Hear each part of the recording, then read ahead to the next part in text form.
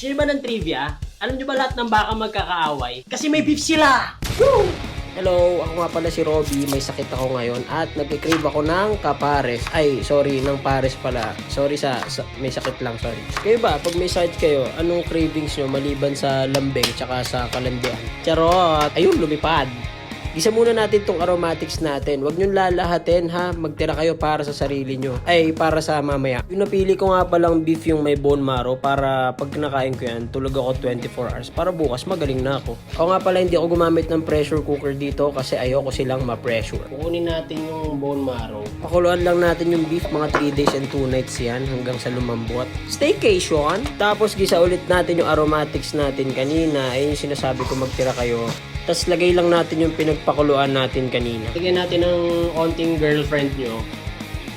Star anise. Tapos next naman ay sugar. I-base nyo lang yan kung gaano kayo ka-sweet na tao. Tapos cornstarch pampakapal. Ibase nyo na lang kung gaano kakapal ang mukha nyo. Bone marrow natin kanina. Dito natin siya gagamitin sa fried rice. Dahil dito sa fried rice ko, feeling ko tulog ako nito mga 48 hours. Sigurado naman paggising ko siguro magaling na ako or maliwanag. Saluin mo lang yan, tapos lagyan mo ng Knorr para 1 week ka ng tulog. Tapos i-plating na natin ng malupit yan. Comment nyo dito sa baba kung ano pa yung gusto nyo makita na lulutuin ko. Pag di ka pa natakam dyan, ewan ko na lang.